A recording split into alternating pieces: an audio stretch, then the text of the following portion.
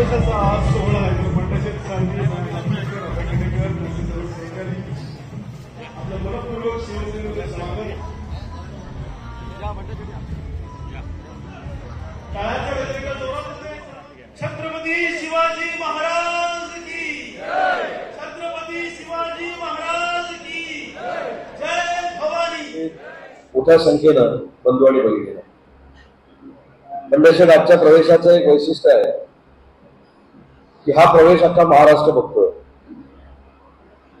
Mission शिवधनुष्य किंवा operation शिवधनुष्य, operation tiger हे काय असणार आहे महाराष्ट्रामध्ये त्याची फार मोठी चर्चा असताना त्याची सुरुवात आज बंड्याशेठच्या नेतृत्वाखाली या रत्नागिरी संगमेश्वर मतदारसंघात होते.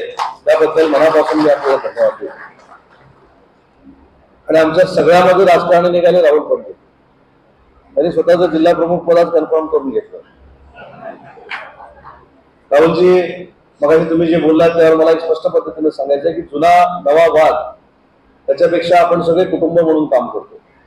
तुम्ही जिल्हा प्रमुख आहात, थोड्याच वेळामध्ये बंड्याशेठवर देखील जबाबदारी येईल, मायाशेठ जांभेकरांवर देखील जबाबदारी येईल, अभय खडेकरांवर देखील जबाबदारी येईल. याचा अर्थ त्यांनी जबाबदारी घेतली म्हणून जे पूर्वीपासून आपल्यासोबत काम करतायत त्यांच्याकडची कुठची जबाबदारी काढून घेतली जाईल असं जर कोणाच्या गैरसमज असेल तर मनात काढून टाका. आणि म्हणून सांगितलं की आपण एकनाथ शिंदे साहेबांच्या नेतृत्वाखाली एक कुटुंब म्हणून काम करतो. आज अदृश्य शक्ती म्हणून बंड्याशेठ 2.5 वर्ष काम करत असताना आता डायरेक्ट स्टेजवर आले. कदाचित काही लोकांना धक्का देखील बसला असेल. त्यांच्या मनाचा मोठेपणा आहे की त्यांनी सांगितले की 2 वर्ष सातत्यानं आमच्या अनेक बैठका व्हायच्या.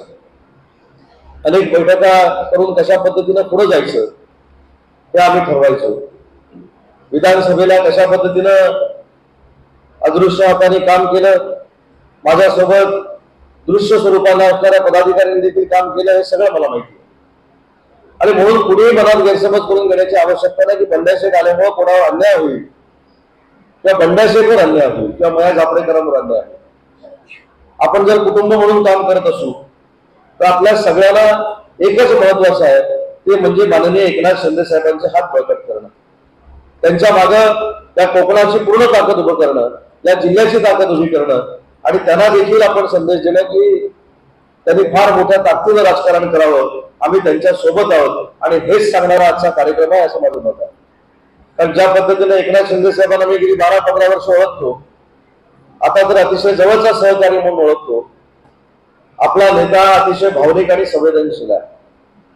राज्याचे मुख्यमंत्री म्हणून असताना त्या महिला भगिनींसाठी घेतलेला निर्णय असेल, तरुणांसाठी घेतलेला निर्णय असेल, बुजुर्गांसाठी घेतलेला निर्णय असेल, बळीराजासाठी घेतलेला निर्णय असेल, हा देशाच्या राजकारणामध्ये सगळ्यात पहिल्यांदा घेतला गेला. आणि त्यांच्याच नेतृत्वाखाली विधानसभेची निवडणूक झाली, महायुतीची सत्ता आली आणि अभिजितने ज्याचा उल्लेख केला की आम्ही 40 वरनं 60 वर पोहोचलो, आपण 80 जागा लढवल्या, त्याच्या 60 जागा आपण जिंकलो आणि युबीटीनं 97 जागा लढवल्या, त्यांच्या 20 जागा जिंकल्या गेल्या. त्यांचा स्ट्राईक रेट जो आपण म्हणतो तो 17% आहे. म्हणजे ऑलरेडी बंड्याशेठ 70 वरनं ते 17 वर आलेलेच आहेत. आता तालुक्यामध्ये त्यांना 70 वरनं 17 वर आणायचं आहे आणि त्याच्यासाठी तुमची ताकद देखील आम्हाला सगळ्यांना उपयुक्त पडणार आहे. पण ज्याचा उल्लेख मगाशी मी केला की मागे काय झालं, पुढे काय होणार आहे याचं कॅल्क्युलेशन करत बसण्यापेक्षा मागे होता तो भूतकाळ होता आणि भविष्यामध्ये आम्ही सगळे एकत्र काम करणार आहोत, एकत्र पद्धतीने एकनाथ शिंदे साहेबांचे हात बळकट करणार आहोत, हा संदेश घेऊन जर आपण कामाला लागलो तर 11च्या 11 जिल्हा परिषदेच्या जागा तर निवडून येतीलच, परंतु जिल्हा परिषदेमध्ये देखील 2/3 मेजॉरिटीनं शिवसेनेचा धनुष्यबाण भडकलेला असेल एवढी ताकद तुम्हाला सगळ्यांमध्ये आहे. आज महायुती म्हणून आम्ही काम करतोय, भाजपला देखील आपल्याला बरोबर घेऊन जायचं आहे. महायुतीमध्ये काम करत असताना ग्रामपंचायतीपासून खासदारकीच्या निवडणुका देखील माननीय एकनाथ शिंदे साहेब, देवेंद्रजी, अजितदादांच्या नेतृत्वाखाली आपल्याला लढवायचं आहे. हे सगळं करत असताना प्रत्येक पक्षाला स्वतःचा पक्ष वाढवण्याचा अधिकार आहे. आज धनुष्यबाण आपली निशाणी आहे. काल तुम्हाला आश्चर्य वाटेल, काल जो बीकेसीला कार्यक्रम झाला त्या बीकेसीला हजारो लोक न बोलवता माननीय एकनाथ शिंदे साहेबांचं भाषण ऐकायला आले.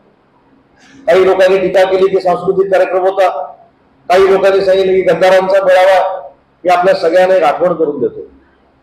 मातोश्री बंगला हा कलानगरला आहे आणि कलानगर हे बांद्रामध्ये आहे. याच मातोश्रीवरनं वंदनीय हिंदू हृदय सम्राट बाळासाहेब ठाकरेंनी एक ललकारी दिली होती आणि ती ललकारी होती की शिवसेनेची ज्यावेळी काँग्रेस होईल त्यावेळी माझ्या शिवसेनेचं दुकान बंद करेल. आपलं सगळ्यांचं बंडाशिवाय दुर्दैव किती आहे बघा. त्याच बांद्र्यामध्ये हातावर मतदान करा म्हणून युबीटीचे लोक सांगत होते आणि वंदनीय बाळासाहेबांचा खरा विचार हा मोडीत काढत होते. त्याच्यामुळे खऱ्या अर्थानं बाळासाहेबांच्या विचारावर जर कोणी गद्दारी केली असेल तर युबीटीच्या लोकांनी केली. आम्ही एकनाथ शिंदे साहेबांच्या नेतृत्वाखाली बाळासाहेबांचा सच्चा विचार, हिंदुत्वाचा विचार पुढे घेऊन जाण्याचा प्रामाणिक प्रयत्न करतो. आपली सभासद नोंदणी कालपासून सुरू झालेली आहे. सभासद नोंदणी आपल्या जिल्ह्यामध्ये सगळ्यात जास्त असली पाहिजे. आज कदाचित एक शंका येऊ शकते, हा तुमच्यासाठी सांगतो. बाबूशेठ महाग व्यासपीठावर नाही, त्याच्यामुळे उद्या राजेशची चौकट नको. बाबूशेठ नाराज ठीक आहे. बाबूशेठ त्यांच्या कुटुंबाबरोबर एका दौऱ्यावर आहे. मी या सभागृहामध्ये येताना देखील त्यांच्याशी फोनवर बोलून आलेलो आहे आणि म्हणून मला असे सांगितलं की आम्ही कुटुंब म्हणून काम करतो. व्यासपीठावरचे सगळे माझ्यासोबत काम करणारे पदाधिकारी आहेत, त्यांना कदाचित आज कोण प्रवेश करणार आहे हे देखील माहिती नव्हतं. परंतु मी घेतलेला निर्णय, भैयानी घेतलेला निर्णय हा आपल्या कुटुंबातला निर्णय आहे आणि त्याच्यामुळे आम्ही तुमच्या सोबत आहोत हे सांगण्यासाठी 100% पदाधिकारी आज व्यासपीठावर आहेत. आणि म्हणूनच मला सांगायचं आहे की पद येतं आणि जातं. आज राज्याचा मी उद्योगमंत्री आहे, पण मी कायमस्वरूपी मंत्री आहे. त्या आविर्भावामध्ये जर वागायला लागलो तर लोक आपल्या बरोबर राहणार नाहीत. आणि म्हणून जो शाखा प्रमुख जो आहे, जो गटप्रमुख जो आहे, तो देखील एकनाथ शिंदे साहेबांना ताकद देणार आहे. याचा मान सन्मान देखील त्याला मिळाला पाहिजे आणि या पद्धतीनं आपण सगळ्यांनी मिळून कामाला लागलं पाहिजे. विधानसभेची निवडणूक झाली, आपल्याला अपेक्षित असलेलं पालकमंत्री पद मिळालं. आता या पालकमंत्री पदाचा उपयोग जसा जिल्ह्यातल्या विकासासाठी आपल्याला करायचा आहे तशाच पद्धतीनं आपली शिवसेना घराघरापर्यंत पोहोचवण्यासाठी याचा आपल्याला उपयोग करायचा. त्याचा अर्थ नियोजन मधला काय बॅगेतला निधी काढायचा आणि तुमच्या हातामध्ये द्यायचा नाही. परंतु जी काही कामं राहिलेली असतील, बंडाशी ठीक आहे 2.5 वर्ष कदाचित उशीर झाला असेल, पण मी आज तुम्हाला शब्द देतो की 2.5 वर्षामध्ये राहिलेला बॅकलॉग हा पुढच्या 2 महिन्यामध्ये 100% आपण भरून काढू आणि तुमच्या सोबत आलेल्या सगळ्यांना विकासात्मक आपण ताकद देऊ. शेवटी पक्ष वाढवत असताना आपले पदाधिकारी देखील सक्षम झाले पाहिजे विकासात्मक, ही आमची सगळ्यांची भूमिका असल्यामुळं तुम्हाला चिंता करण्याची काही आवश्यकता नाही. परंतु ज्या काही बातम्या येतात आपण हे देखील लक्षात घेतलं पाहिजे की अनेक वेळा वेगवेगळ्या बातम्या येतील, त्या बातम्यांकडे आपण दुर्लक्ष केलं पाहिजे. बंडाशेठ आल्यामुळे हे नाराज, ही देखील बातमी येऊ शकते. बंडाशेठ आल्यामुळे अजून काहीतरी झालं, हे देखील बातमी येऊ शकते. राहुल पंडित बाजूला बसले म्हणून बंडाशेठ नाराज, ही देखील बातमी येऊ शकते. परंतु या सगळ्या बातम्यांकडे आपण दुर्लक्ष केलं पाहिजे. त्याचं जर उदाहरण घ्यायचं असेल तर माझ्याकडनं घेतलं तर बरोबर. गेले 8 दिवस माझ्या बाबतीमध्ये ज्या काही बातम्या येत आहेत त्याचा खुलासा देखील आज मतदारसंघासमोर मला करायचा आहे. ज्या सर्वसामान्य नेतृत्वाने माझ्यासारख्या कार्यकर्त्याला उद्योगमंत्री केलं आणि एकदा नाही 3दा परदेशामध्ये दावोसला पाठवून जागतिक स्तरावरची विक्रमी गुंतवणूक आणण्यासाठी मला मदत केली, मला पाठिंबा दिला, त्या एकनाथ शिंदेना मोठं करण्यासाठीच आपण सगळे झगडणार आहोत आणि झगडलं पाहिजे, ही माझी प्रामाणिकपणाची भूमिका आहे. आणि बंडाशेठ तुमचा देखील इतिहास, तुम्ही देखील कष्ट करून मोठे झालेला आहात. मला माहिती आहे तुम्ही देखील ट्रक चालवायचे आणि त्याच्यातनं टप्पे गाठत तुमची आर्थिक उन्नती झाली, तुमची राजकीय उन्नती झाली. त्याच पद्धतीने एकनाथ शिंदे साहेब पूर्वी रिक्षा चालवायचे, पण एक सर्वसामान्य माणूस स्वतःच्या अंगामध्ये जर जिद्द असेल आणि मनगटामध्ये ताकद असेल तर देशाच्या राजकारणामध्ये देखील ठसा उमटवू शकतो. हे जर कोणी दाखवलं असेल तर आपल्या नेत्या एकनाथ शिंदेनी दाखवलेला आहे. ही देखील जमेची बाजू आपल्या दृष्टीने आहे. आणि मी अनेक वेळा सांगितलं, एक किस्सा सांगतो, भयाना पण कदाचित माहीत नसेल. रात्री 11, 11:30 वाजले होते. दुसरी व्यक्ती कोण होती ती 15 तारखेला आल्यानंतर मी सांगेन. मी बंडाशेठ आणि ती व्यक्ती रात्री 11:30 वाजता भेटलो होतो आणि मी बंडाशेठना म्हटलं की आमचे मुख्यमंत्री, त्यावेळी एकनाथ शिंदे साहेब मुख्यमंत्री होते, किती सर्वसामान्यांचे नेते आहेत हे तुम्हाला मी पटवून देतो. आणि नेमकं काय झालं, त्या 10 मिनिटांमध्ये फोन लागला नाही शिंदे साहेबांना, पण 11व्या मिनिटाला ज्यावेळी त्यांचा फोन लागला त्या बंडाशेठ माझ्याकडनं गेलेले होते. बंडाशेठना परत बोलवलं. मी शिंदे साहेबांना सांगितलं की साहेब उबाटाचे पदाधिकारी आहेत हे काहीच सांगितलं नाही. मी साहेबांना असं सांगितलं की साहेब तुमची काही लोक टेस्ट घेतात, तुम्ही फोनवर बोलताय की नाही. ते म्हणजे ठेवून द्या, आल्यावर मला फोन लावून द्या. एका रस्त्यावरनं बंडाशेठ एकनाथ शिंदे साहेबांबरोबर 2 वर्षापूर्वी 5 मिनिटं बोललेले, त्याला साक्षीदार बंडाशेठ साळवी आहे. इतकं सर्वसामान्यांचं नेतृत्व आपलं आहे. आणि म्हणून मी 2.5 वर्ष बंडाशेठना सांगत होतो की तुम्ही तुमची ताकद वाया घालवताय. तुम्ही ज्या पद्धतीने संघटन कौशल्य तुमच्याकडे आहे, ज्या पद्धतीने संघटना बांधण्याचं कसब तुमच्याकडे आहे, ज्या पद्धतीने वागण्याचं कसब आहे, आणि सगळ्यात मेरिट बंडाची तुमच्याकडे आहे की तुम्ही 2.5 वर्षामध्ये माझ्यावर, एकनाथ शिंदे साहेबांवर, भैयांवर किंवा आमच्या कुटुंबावर कधीही टीका केली नाही. हा मनाचा मोठेपणा तुम्ही 2.5 वर्ष दाखवला. म्हणूनच आज ताठ मानेनं तुम्ही माझ्या बाजूला आणि मी तुमच्या बाजूला बसू शकतो. आता प्रत्येकाच्या मनामध्ये काय काय असू शकतं हे मी काय ओळखू शकत नाही, मी काय ब्रह्मदेव नाही. परंतु एक मात्र निश्चित आहे, बंडाशेठ तुमचा पक्षप्रवेश झाल्यामुळे सगळीकडे आनंदाचं वातावरण. मी अनेकांना फोन लावले, त्याच्यामध्ये निमेश नायक साक्षीला आहे. निमेशला मी फोन लावला की असं असं निमेश आपण निर्णय घेतो, तुझं म्हणणं काय. निमेशने मला त्याच्या अगोदर सांगितलं, मी अगोदर 8 दिवस तुम्हाला भेटलेला आहे. म्हटलं माझ्या पुढचे सगळे आहे, मलाच माहित नव्हतं. मी जसं तुम्हाला भेटायचो तसं निमेश नायर पण तुम्हाला भेटायचा हे देखील मला माहित नव्हतं. परंतु सगळ्यांची इच्छा काय होती की जसं आपण एकत्र कुटुंब म्हणून वावरलो त्याच पद्धतीने आपण सगळ्यांनी एकत्र आलं पाहिजे आणि विकासाची नवी दिशा घेऊन त्या रत्नागिरी नगरपालिकेमध्ये आणि रत्नागिरीच्या पूर्ण ग्रामीण भागामध्ये आपण काम केलं पाहिजे. मी म्हणून मगाशी सांगितलं की आजच्या प्रवेशाचा डंका हा अख्खा महाराष्ट्रामध्ये आहे.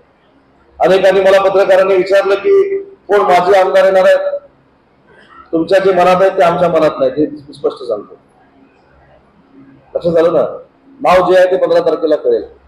15 तारखेला महाराष्ट्र राज्याचे उपमुख्यमंत्री आणि महाराष्ट्र राज्याचे माजी मुख्यमंत्री हे रत्नागिरीच्या दौऱ्यावर येत आहेत आणि त्यांच्या दौऱ्यामध्ये अनेक पक्षप्रवेश होतील.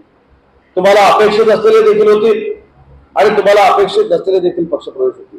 याचं कारण काय, त्याचा उल्लेख केला की आम्ही कधी राजकीय कटुता जरी असली तरी वैयक्तिक कटुता कधी आम्ही एकामेकाबरोबर बाळगली नाही. काही लोक वैयक्तिक कटुता बाळगतात, काही लोक बदनामी करतात. याच्या पलीकडे जाऊन पक्ष वाढवण्याची गरज आहे आणि ते पक्ष वाढवणारे माझे व्यासपीठावरचे सगळे पदाधिकारी आहेत.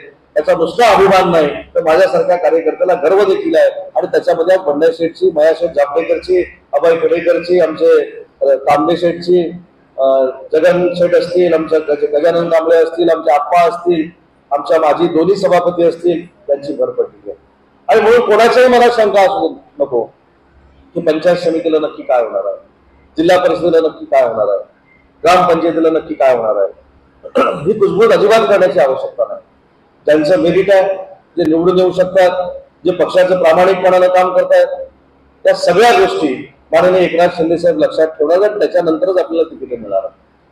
आणि फक्त एकच विनंती आहे सगळ्या पदाधिकाऱ्यांना की आपापसात तिकीट वाटप करू नका. त्याच्या अडचणी नंतर होऊ शकतात. आता मला आपलं वाटलं की तू नगरसेवक, मला वाटलं तू जिल्हा परिषद सदस्य, मला वाटलं तू पंचायत समिती सदस्य. काही गोष्टीमध्ये चर्चा आपण करू. चर्चा करून जो निवडून येणार आहे, मग तो जुना असेल नवा असेल, त्याला तिकीट देण्याची भूमिका भविष्यामध्ये पक्षामध्ये घ्यावी लागेल. कारण आपल्याला 11च्या 11 जिल्हा परिषद जागा जिंकायच्या आहेत, 20 पंचायत समितीच्या जागा जिंकायच्या आहेत आणि सगळ्याच्या सगळ्या नगरपालिकेच्या जागा जिंकायच्या आहेत. त्याच्यामुळं हे कॅल्क्युलेशन करूनच आपल्याला पुढे जावं लागेल. आणि तुमचं देखील सगळ्यांचं कौतुक आहे. तुम्ही देखील या विधानसभेला अगदी जयगड पासून बाबूशेठ पाटील इथं आहे, आमच्या कल्याणकर आहे, अनेक येत आहे, त्या सगळ्या मंडळीने एकत्र येऊन जवळजवळ 4-4.5 हजाराचं मताधिक्य त्या जयगड विभागात मला मिळालं. प्रवीण आणि सगळी मंडळी आलेली असतील, त्यांनी जवळजवळ 5.5 हजाराचं मताधिक्य. पालीमध्ये तात्या आणि परसुवाडी सगळे आले असतील, तरी 6-6.5 हजाराचं मताधिक्य मला मिळून दिलेलं आहे. आमचा शंकर झोरे असेल, आमचा अर्चरीचा, त्याच्या नेतृत्वाखाली आम्ही लीड घेतलंय. कंदामुरकरच्या नेतृत्वाखाली आम्ही लीड घेतलंय. विजय चव्हाणच्या नेतृत्वाखाली लीड घेतलंय. प्रकाश शेठ रसाळांच्या नेतृत्वाखाली लीड घेतलंय. पप्पू असेल, तारक असेल, महेश देसाई असेल, राजेश मुकादम असतील, या सगळ्यांच्या नेतृत्वाखाली विठ्ठलताई पवासकर असतील, कांचनताई नागवेकर असतील, शिल्पाताई असतील, या सगळ्यांनी अहोरात्र मेहनत केली, अहोरात्र काम केलेलं आहे. परंतु हे सगळं करत असताना आपण देखील सगळ्यांना सामावून घेऊन आता काम करण्याची गरज आहे. जर राज्याच्या राजकारणामध्ये एकनाथ शिंदे साहेबांबरोबर जर महाराष्ट्रामध्ये मला खेळायला द्यायचं असेल आणि शिंदे साहेबांचे हात बळकट करायचे असतील तर हा मतदारसंघच नाही, हा जिल्ह्याची जबाबदारी आपण सगळ्यांनी मिळून पदाधिकारी म्हणून घेतली पाहिजे. आणि आपणच सगळे उदय सामंत अशा आविर्भावामध्ये जर उद्यापासून तुम्ही काम करायला लागला तर सगळ्याच्या सगळ्या जागा आपण जिंकू शकतो. एवढी ताकद व्यासपीठावरच्या सगळ्या मंडळींच्या मनगटामध्ये आणि हातामध्ये दिसला. आज लांजा राजापूरची परिस्थिती काय, ज्यावेळी निवडणूक झाली त्यावेळी तर्क अनेकांनी लढवले. काही लोकांनी हस्तकरणाची भाषा केली, त्याच्यावर मी आता परत जात नाही, पण हस्तकरणाची भाषा केली. पण 6 महिने अगोदर आमदार नसताना जे काम किरण भाईंच्या रूपाने त्या राजापूर लांजामध्ये निर्माण झालं त्याचीच प्रचिती लांजा राजापूर साखरपा मतदारसंघातल्या लोकांनी एकनाथ शिंदे साहेबांचे हात बळकट करण्यासाठी भैयांना देखील विधान भवनामध्ये पाठवलं, आमदार म्हणून पाठवलं. त्याच्यामुळे आता एकच नाही, आपल्या घरातले 2 आमदार आहेत, आपल्या शिवसेना कुटुंबातले 2 आमदार आहेत, आमचे योगेश देखील तिकडनं आमदार झालेले आहेत. हे सगळे आपण एकत्र मिळून काम करण्याची आवश्यकता आहे आणि त्याच्यासाठी आपली मानसिकता की बाकीच्या गोष्टींकडे लक्ष देण्यापेक्षा एकच आपण फोकस केला पाहिजे, ते म्हणजे माननीय एकनाथ शिंदे साहेबांचं स्वप्न साकार करणं. काल जे त्यांनी सांगितलं की महानगरपालिकेपासून ग्रामपंचायत त्या सगळीकडे आपली ताकद निर्माण झाली पाहिजे, त्याच्यासाठी ते मिशन घेऊन आजपासून आपण सगळ्यांनी बाहेर पडलं पाहिजे. आज माझ्याशी तुमच्या मनामध्ये शंका असेल की पक्ष प्रवेश केल्यानंतर तुम्हाला पद मिळणार आहे की नाही, अभय खडेकरच्या मनामध्ये शंका असेल, तांबेश्वर तुमच्या मनामध्ये शंका असेल, तुम्ही ती सगळी जबाबदारी माझ्यावर सोडून द्या. तुमची जी ताकद आहे त्या ताकदीप्रमाणे तुमचा मान सन्मान करण्याची जबाबदारी माझी एकट्याची नाही, तर व्यासपीठावर बसलेल्या सगळ्या आमच्या नेते मंडळींची आहे. त्याच्यामुळे तुम्हाला चिंता करण्याची आवश्यकता आहे. आणि जिथे एकदा मी सांगितलं की पक्ष नाही, आपण कुटुंब म्हणून राहायचं आहे आणि आपले कुटुंब प्रमुख एकनाथ शिंदे साहेब आहेत, त्यांच्या आज आपल्याला मजबूत करायचं आहे. त्याच्यामुळे मनामध्ये आता शंका अजिबात ठेवू नका. ज्या पद्धतीने पूर्वी आपण झोपून देऊन काम करायचो, ते झोपून देऊन उद्यापासून काम करायला आपण सुरुवात केली पाहिजे. आणि ग्रामपंचायतीच्या स्तरावरच्या सगळ्या कार्यकर्त्यांना मला हात जोडून एक विनंती करायची. या विधानसभेच्या निवडणुकीला मला जे काही लक्षात आलं, कदाचित राजापूर मतदारसंघामध्ये देखील बायांच्या लक्षात आलं असेल की स्थानिक पातळीवरचे जे वाद आहेत, गाव पातळीवरचे आपल्या पक्षामधले जे वाद आहेत, त्याचा परिणाम पक्षावर होणार नाही याची दक्षता ग्राम पातळीवरच्या कार्यकर्त्यांनी देखील घेतली पाहिजे, वॉर्डावॉर्डाच्या कार्यकर्त्यांनी घेतली पाहिजे. आज शेवटी आपण काम करत असताना विकासाची कामं येतो, विकासाची कामं येत असताना आपण पूर्ण ताकदीनं शिष्टमंडळ घेऊन येतो, पण निवडणुका झाल्यानंतर त्या बूथवर किंवा त्या गावामध्ये आपण ज्यावेळी कुठेतरी कमी दिसतो तरी त्याचं आत्मचिंतन जसं तुम्ही करायचं आहे तसं आत्मचिंतन मी देखील केलं पाहिजे. आणि म्हणून काही पद्धती देखील बदलल्या पाहिजे. पदाधिकाऱ्यांनी कामं घेऊन येत असताना भविष्यामध्ये तिथे शिवसेना वाढणार आहे की नाही, धनुष्यबाण वाढणार आहे की नाही, हे देखील आपण ठरवून घेतलं पाहिजे. प्रत्येक क्षेत्रामध्ये आपण काम केलं पाहिजे. गजानन पाटलांचा जरी या ठिकाणी वाढदिवस असला त्यांना देखील मला एक विनंती करायची आहे. तुम्ही आज जिल्हा बँकेचे संचालक म्हणून काम करताय, कृषी उत्पन्न बाजार समितीचे अध्यक्ष म्हणून तुम्ही काम केलेलं आहे. आपली फळी सहकारामध्ये देखील तयार झाली पाहिजे, यासाठी जबाबदारी तुम्ही स्वीकारली पाहिजे. अनेक लोक वेगवेगळ्या क्षेत्रामध्ये काम करतात. रुपेश पेडणेकर जर आला असेल तर तो वेगळ्या एका कामगार संघटनेमध्ये काम करतो, त्यांना देखील चांगल्या पद्धतीने काम केलं पाहिजे. राजन शेट्टी साहेबांसारखे ज्येष्ठ नगरसेवक आहेत, स्मितलताई आहेत, त्यांनी नवीन पिढी नगरपालिकेमध्ये कशा पद्धतीने काम करेल यासाठी आपण कार्यरत राहिलं पाहिजे. आता हे दोघांना म्हटल्यानंतर कदाचित दोघेही असले तयार केले पाहिजेत, म्हणजे तुम्हाला नगरपालिकेला तिकीट मिळणार आहे त्याची चिंता तुम्ही करू नका, पण पुढची पिढी ही देखील राजकारणात आली पाहिजे आणि तुमच्या सारखं काम त्यांनी केलं पाहिजे. मी तुमच्या दोघांचं नाव घेण्यामागचं कारण एक वेगळं आहे. ते ठीक आहे की राजकारणात तिकीट मिळणार आहे, तिकीट न मिळणार आहे नंतरचा भाग आहे, पण 7-7 वेळा निवडून येणं हे या काळामध्ये फार कठीण आहे आणि ते स्मितलताईंच्या माध्यमातून आणि राजन शेट्टी साहेबांच्या माध्यमातून होत आहे. असे लोकप्रतिनिधी भविष्यामध्ये आपल्याला तालुका स्तरावर, जिल्हा स्तरावर आणि आपल्या तालुक्यामध्ये जर आपण तयार करू शकलो तरच ही धनुष्यबाणाची शिवसेना अतिशय आहे त्याच्यापेक्षा स्ट्रॉंग होऊ शकते. धनुष्यबाणाचा उल्लेख झाला म्हणून अजून एक किस्सा सांगतो. पंड्या शेट्टी माझी जेव्हा भेट व्हायची, पंड्या शेट्टी मला एक प्रश्न विचारला की आमच्या सगळ्यांचं धनुष्यबाणावर प्रेम आहे, वंदनीय बाळासाहेबांवर प्रेम आहे, पण काहीतरी गडबड होण्याची शक्यता, आमचं धनुष्यबाणावर प्रेम आहे. पंड्या शेट्टीला धनुष्यबाण आल्यानंतर सांगितलं की धनुष्यबाण आमच्याकडे आलेलं आहे, आता कोणावर प्रेम आहे? पण त्यांनी सांगितलं की एका व्यक्तीवर प्रेम आहे. पण ठीक आहे, पण त्या सगळ्या निवडणुका झाल्यानंतर मी ज्यावेळी पंड्या शेट्टी आणि त्यांच्या सर्व सहकाऱ्यांना विनंती केली की पंड्या शेट्टी विकासाचं राजकारण करायचं आहे, आता राजकारणासाठी राजकारण फार झालं, आता विकासाचं राजकारण करूया. एकाही मिनिटाचा अवधी न घालवता या सगळ्यांनी मला कुठचं पद मिळणार आहे हे न विचारता आज आपल्याकडे प्रवेश केलाय. हा देखील त्यांच्या मनाचा मोठेपणा आहे. परंतु मगाशी जसं मी सांगितलं की तुमच्या देखील कर्तृत्वावर आणि नेतृत्वावर अजिबात अन्याय होणार नाही, ही जबाबदारी पक्ष म्हणून आमची देखील आहे. मगाशी बोलता बोलता अनेक विषय राहुलजींनी सांगितलं की आता जिल्हा प्रमुख तुम्ही आहात, माझी आपल्याला देखील विनंती आहे. मगाशी ज्याचा उल्लेख भैयांनी केला की तुम्ही सगळ्यात यशस्वी जिल्हा प्रमुख आहात महाराष्ट्राचे, असं मला वाटतं. 3च्या 3 जागा निवडून आलेल्या आहेत. आता भविष्यामध्ये ग्रामपंचायतीच्या जिल्ह्यातले सगळे सरपंच हे शिवसेनेचे पाहिजे, सगळ्या पंचायत समित्या शिवसेनेच्या पाहिजेत, अशी ताकद आपण जिल्ह्यामध्ये उभी करू आणि त्याच्यासाठी जे काही लागेल ते योगदान पालकमंत्री म्हणून द्यायला मी तयार आहे. एक आदर्श जिल्हा असं निर्माण करू की आमच्याकडच्या सगळ्या ग्रामपंचायती शिवसेनेच्या आहेत, आमच्याकडच्या सगळ्या पंचायत समिती शिवसेनेच्या आहेत, नगरपंचायत शिवसेनेच्या आहेत, नगरपालिका शिवसेनेच्या आहेत आणि जे खरं मिनी मंत्रालय म्हटलं जातं ते जिल्हा परिषद देखील आमच्या महायुतीच्या आणि शिवसेनेच्या ताब्यामध्ये आहे. असं ऐकण्याचं आणि बघण्याचं भाग्य आमच्या सगळ्यांच्या नशिबी येण्यासाठी आता संघटना देखील वाढवली पाहिजे. मग मी सभासद नोंदणीचं सांगितलं. सभासद नोंदणी ही गावागावामध्ये जाऊन करणं गरजेचं आहे. सभासद नोंदणी झाली की कदाचित पुन्हा एकदा आपल्या पक्षाच्या पदाधिकाऱ्यांच्या निवडणुका लागतील. त्या निवडणुकांमध्ये देखील आपल्याला चांगल्या पद्धतीनं काम करणं आवश्यक आहे. त्याच्यामुळे कुठेही एकनाथ शिंदे साहेबांनी सांगितलं म्हणून आम्हाला सभासद नोंदणी करायची, त्याच्यापेक्षा आम्हाला धनुष्यबाण घराघरापर्यंत पोहोचवायचं आहे. याच्यासाठी आपण सगळ्यांनी मिळून सभासद नोंदणी केली पाहिजे.